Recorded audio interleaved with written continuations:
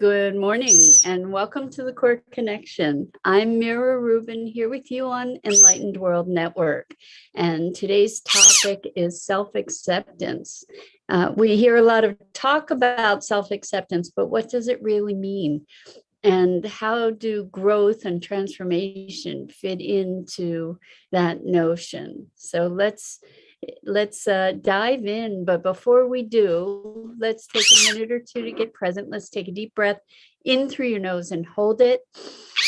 And imagine clean, crisp oxygen flooding into your lungs, flowing into your bloodstream, nourishing all your cells, all your organs, bringing vital life energy to your body and being. And as you exhale any tension, stress, negativity, fatigue. And now let's take another deep breath in through your nose and hold it. And this time, imagine brilliant, bright light lighting you up from the inside out, illuminating, electrifying, and energizing all your cells, all your molecules, all your electrons, lighting you up from the inside out. And as you exhale any remaining stress, tension, negativity, fatigue.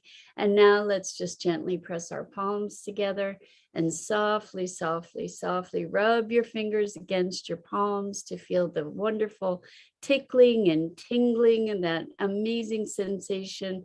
Allow yourself to become present right here, right now, in these magnificent bodies that allow us to experience life. So welcome, welcome, welcome. Today is a talk together about self-acceptance. And I think when we talk about self-acceptance, the other side of the coin is self-judgment and or self-condemnation. And I'm looking at the place where we can have awareness, where we can be self-aware and accepting of ourselves, like to compassionately embrace ourselves and then enable ourselves to grow and expand beyond where we are. So I maybe we want to look at the distinction between self-awareness and self-judgment. So I may notice that I have certain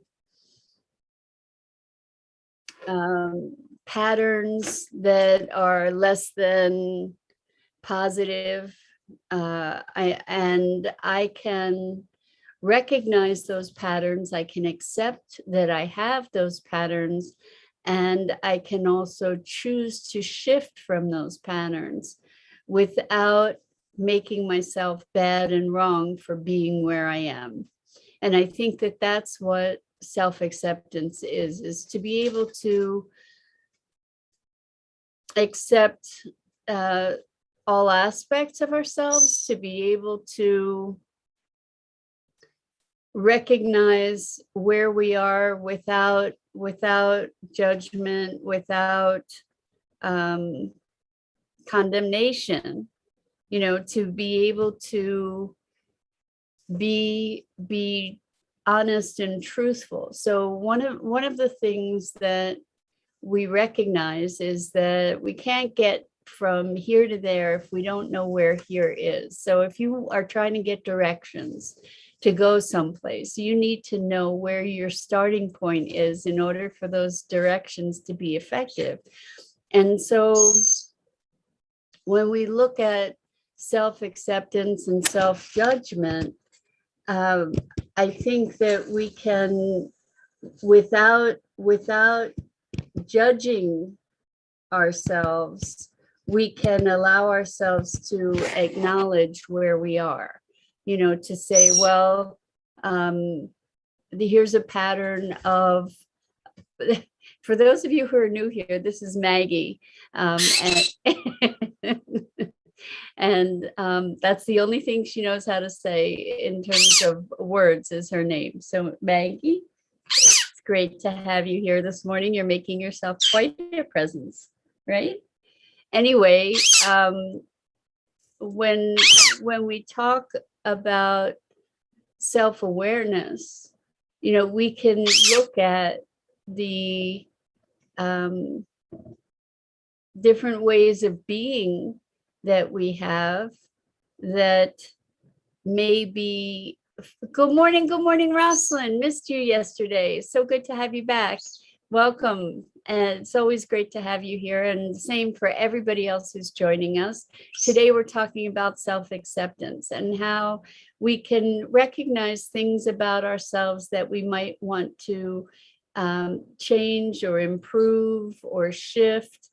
And we can still be accepting of where we are, to be willing to see ourselves through the eyes of compassion and appreciation, to say, okay, this is where I am now, I get it, and I accept myself, and I accept that that's part of how I am, without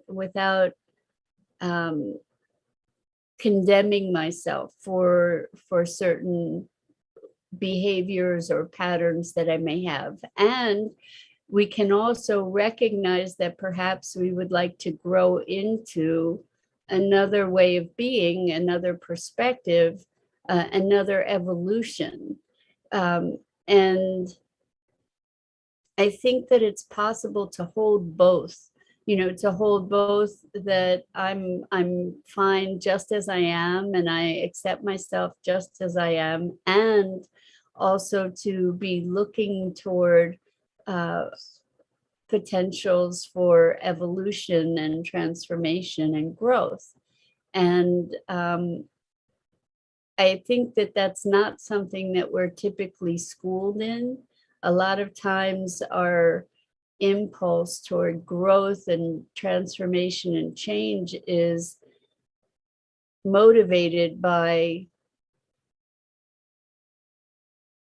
sometimes even a hatred of where we are or who we are being, and a lack of acceptance of that. So, or negative judgment on where we are in our lives and who we're being. And there's often a lot of pain associated with those judgments that we impose upon ourselves. And I'm particularly looking at how we can be present to what's present, to allow ourselves to see with honesty where we are without condemnation, in order to be able to move to the next place. Because that condemnation creates resistance. It creates all kinds of, it emboldens the obstacle to transformation. When we can recognize honestly, unabashedly where we are, then we have the capacity to, get to the next place. The first step we know is recognizing what's there. And I think it's possible to hold that awareness in our being, in our heart, without necessarily making ourselves wrong or bad. So if we have a pattern that we don't like, then we first of all can identify that pattern as a pattern, not as something that is essential to who we are, that is not a reflection of our ultimate beingness, but that it is a pattern or a behavior. So for years, I'm just trying to think of an example. So for years, I was very depressed. I felt depressed a lot and in a very extreme way. And by identifying myself as I am depressed, like that's my beingness, rather than I have depressive feelings, I kind of was locked, or patterns of depression. I kind of kept myself locked in that paradigm or in that idea, that structure. And if I could have stood back and said, I have, I experience patterns that can be called depression. I experience emotions, a lot of emotions that are depressive type emotions. I might be able to stand back from that if I could do that without judgment, instead of berating myself for it, instead of judging myself for it, shaming myself for it, to just recognize it and to say, okay, so that's where we are, and what would I prefer? What could I do in to alleviate some of that pain? How can I shift my way of being so that that pain resolves or lessens or disappears even? So I'm wondering for you, what is your experience with self-acceptance and self-awareness? To be noticing our patterns, to be noticing our ways of being. And I think it can be a challenging exercise, actually, because we're so immersed in being who we are being that we rarely get the opportunity to reflect on how we are in the world, because we're just doing that. We don't often get to have a look at that. And typically the times when we look at those things more directly is when we have an encounter that's disruptive. Maybe we have an altercation with someone else, and they reflect something back to us about us that we then get to consider and evaluate, and that's a very challenging experience, because typically in those situations someone else is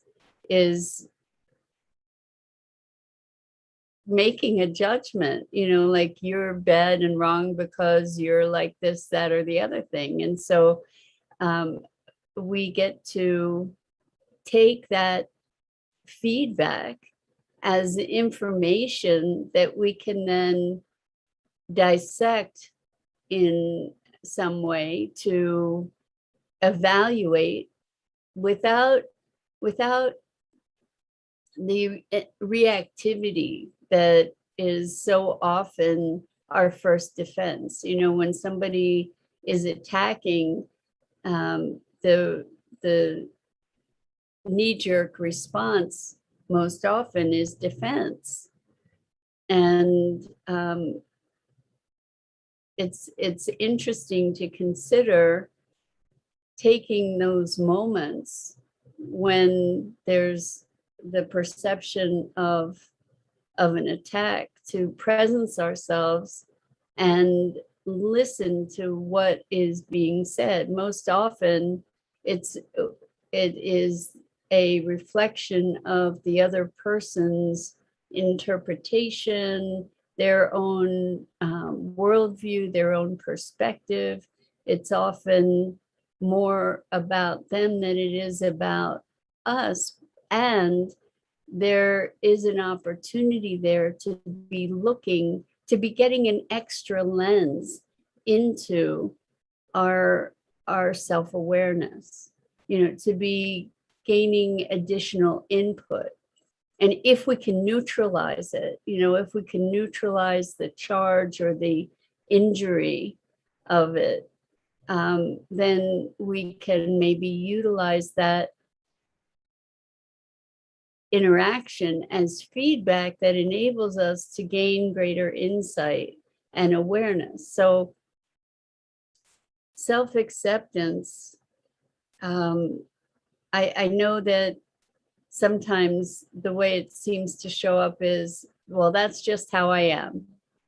And I don't know that that's necessarily coupling self-acceptance with self-awareness. And I think that,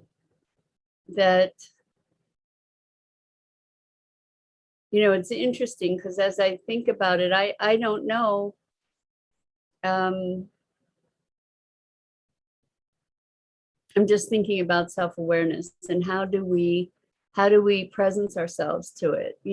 What is self-awareness? I think it is the opportunity or the ability to kind of step outside our beingness, to reflect, to observe, and to recognize our sensitivities, our reactivities, our patterns. So Rosalind says, what would I prefer to reduce suffering? So that's a great question. Asking great questions is a really empowering and important part of transformation. So to continue, Rosalind says, I would like to make exercise a regular part of my routine, keeping the body healthy to reduce injury, maybe starting by just stretching at the same time of day. So that's beautiful. So what would I prefer to reduce suffering? So as we're looking at self-acceptance and self-awareness, what you recognized is that there's some suffering. And I'm guessing that you're talking about physical suffering particularly, and that maybe exercise being part of your routine would help to improve the experience of being in your body. And starting at stretching. So stretching is an awesome thing to do. And it can feel so good. I find in terms of my self-awareness that as soon as I try to impose something on myself in terms of a routine, like making rules for myself, that for me, that's the recipe for failure, because what happens is that I rebel against those rules. So even when I make them myself, even when I know that they're for my betterment, even when I think it would be a great thing to do. I don't seem to be one who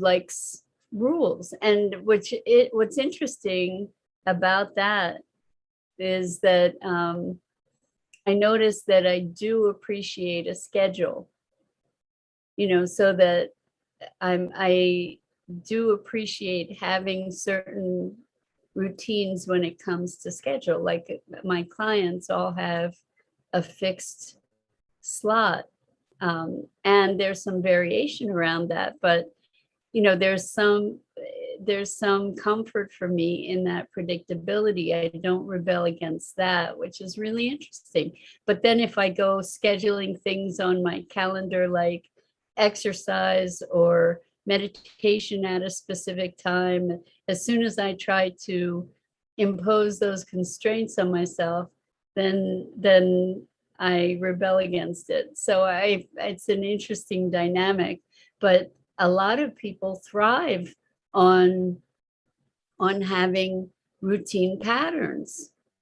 And so I think for me, I found a way to blend the routine and the non-routine somehow that seems to work for me. But I know, for instance, with writing, that people who set themselves up to have a specific time every day to write, that they end up being really productive because their body and brain and being attuned to that schedule, so it's like, oh, okay, now it's writing time. Okay, here I am.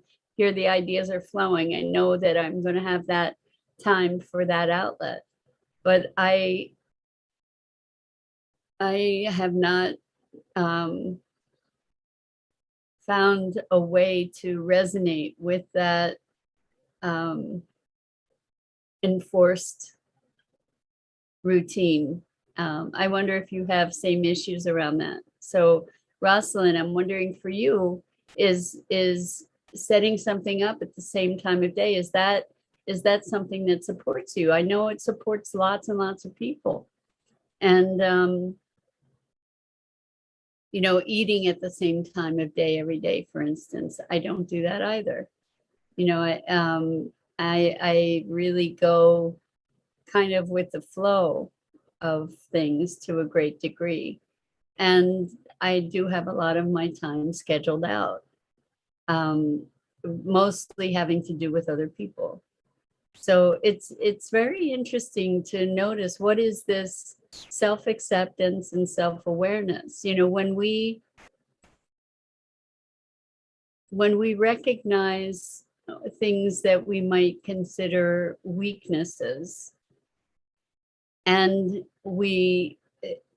so that's a judgment, right? Like we can say, you know what, I have, well, okay, in my situation, I have I have had a condition that was that the symptoms are called alopecia, and so I don't have hair. So I could accept that or not accept that. And for years, I wore a wig. For more than 13 years, I wore a wig. And what I finally recognized is that for me, and I'm not saying that this is the case for everybody, but for me, wearing the wig was a lack of self-acceptance. There was some shame that I had about having no hair. And so there was, for me, and again, I know that this is not the case for all people, but for me, the wig was kind of a hiding, or trying to camouflage myself somehow. And I felt like I wasn't being authentic. Finally, I realized that there was some shame that I was holding, and that's when I stopped wearing the wig. And again, that was simply because of my own personal dynamic. I know that there are some people that wear wigs for play, just to be able to express all different aspects of themselves, having all different wigs, like different wigs for different different attitudes, like a clothing accessory. And there are all different reasons that we do the things that we do. I was looking at, through self-awareness, I was able to generate greater self-acceptance, because I hadn't recognized until I actually had that moment where I recognized that I was experiencing some shame on some level, and that I was unwilling to be seen for who I am. When I recognized that, that's when I was able to make a change. So and come to a place of greater self-acceptance. So I think self-acceptance is an evolution. It doesn't mean making excuses for ourselves. It means owning who we are, owning our strengths, owning our I'm gonna say strengths and weaknesses, and hopefully you'll be able to hear beyond that to